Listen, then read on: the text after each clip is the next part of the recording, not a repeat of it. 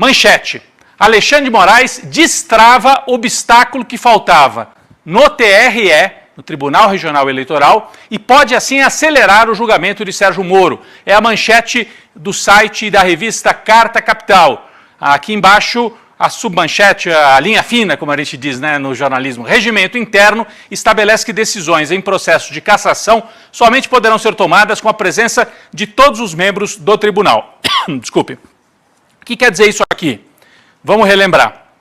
Bem, o processo do Sérgio Moro foi encaminhado e há uma indicação de que o mandato dele seja cassado no Paraná, mandato de senador. O que acontece? O tribunal lá no Paraná tem um regimento que afirma o seguinte: em casos de cassação, que são casos realmente importantes, tem que haver o tribunal completo, não pode faltar um juiz, porque vocês sabem que é um colegiado que julga. E então havia essa dúvida, porque agora, hoje exatamente, termina o mandato de um dos juízes do Tribunal Regional Eleitoral.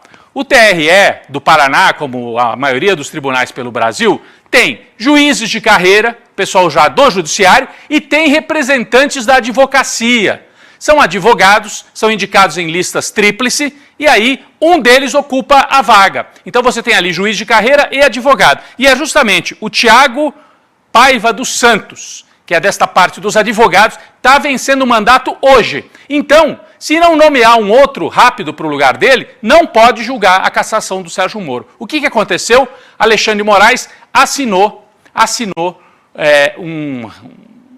uma ordem interna no Tribunal Superior Eleitoral em Brasília para que seja avalizado isso rapidamente. Já há a lista tríplice, já há outros nomes, o TSE é que precisa aprovar e o presidente Lula assinar para que o TRE do Paraná fique completo e aí possa julgar o Sérgio Moro. Por que há o pedido de cassação do Sérgio Moro? Vamos relembrar?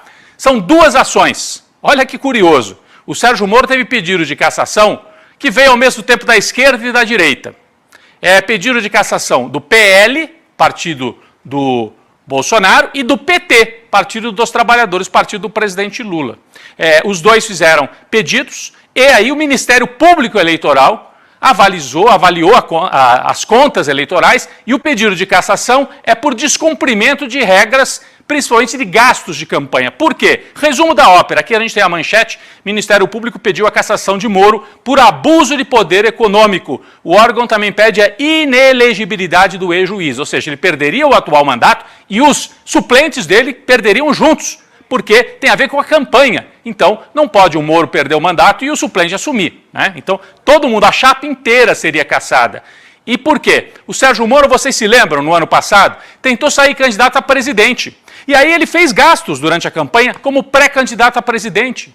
Gastou 4 milhões de reais. Quando ele chegou para a campanha, aí ele desiste da presidência e vai para o Paraná para se candidatar a senador, ele já tinha bombado o nome dele, com cartaz, com campanha, com viagem, 4 milhões. E isso estava acima do teto previsto para uma campanha de senador. Portanto, se entendeu que ele cometeu abuso do poder econômico. E aí não tem discussão política. Faz a planilha. Isso aqui foi uma barbeiragem do Moro na campanha.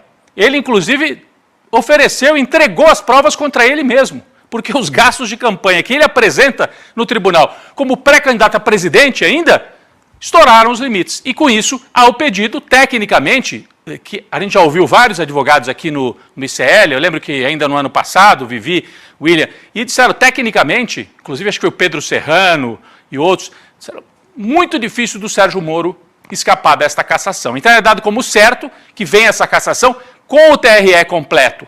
Portanto, isso deve acontecer ainda em fevereiro, então ele deve ter o mandato cassado em fevereiro ou março, lá no Paraná. Ele pode recorrer? Pode. Ele vai recorrer ao TSE, em Brasília, onde tem chance mínima de vitória, porque tecnicamente está muito bem embasado o pedido, e depois ele pode ir ao STF. Mas, olha, acredita-se que ainda no primeiro semestre deste ano, o mandato do Moro esteja cassado por abuso de poder econômico. O que acontece na sequência? Acontece na sequência que tem que se abrir uma eleição suplementar. O Moro cumpriu só 1 ano de mandato, vamos dizer que ele cumpra 1 ano e meio, 2023, e metade agora de 2024. você tem que fazer uma nova eleição, que seria suplementar para esses anos que faltam. Né? Aí não é o suplente que assume no caso. Não é o suplente, que eu estava dizendo, como é abuso de poder econômico na campanha, a chapa inteira vai caçada. Inclusive o suplente dele, dizem, é um dos financiadores da campanha dele. Então é o responsável por esses gastos que no fim vão levar a cassação da candidatura e do mandato mesmo do Sérgio Moro. Bom, se tiver uma eleição suplementar no Paraná para o Senado, quais são os nomes que estão colocados? A direita no Paraná é muito forte. Quais são os nomes? Nós temos 2 nomes mais citados. Um deles, pela direita, Michele Bolsonaro, a ex-primeira-dama, a ex-mulher do Jair, se apresenta como possível candidata ao Senado pelo Paraná nesta eleição suplementar. Só que ela não estará sozinha. Há um outro nome muito forte da direita, e aí não é bem do bolsonarismo, mas é mais daquela direita centrão, empresarial, Ricardo Barros. Então é Michele Bolsonaro e Ricardo Barros. Lembram do Ricardo Barros? Foi ministro da Saúde do Michel Temer. É muito ligado aos planos de saúde e foi ministro da Saúde sendo ligado aos planos de saúde. Tem muito dinheiro, é um empresário rico. Ele tem pretensões de ocupar uma vaga no Senado. E vocês sabem, para o Senado não tem primeiro e segundo turno. Então, se tiver 2 candidaturas pela direita, você pode dividir um pouco os votos aí nesta disputa pela direita. E quem é que viria pela esquerda no Paraná? Então, vamos recapitular. Michele Bolsonaro, Ricardo Barros. Pela esquerda, pelo PT, fala-se em 2 nomes. A Gleisi Hoffmann, que é do Paraná, é uma liderança importante, presidente nacional do PT, ela é um dos nomes. Outro nome, o deputado federal Zeca Dirceu. Né? O Zeca Dirceu, já eleito, reeleito deputado federal no Paraná, é o filho do Zé Dirceu, né? A gente conhece aqui. Teve durante a oposição ao Bolsonaro uma postura muito firme.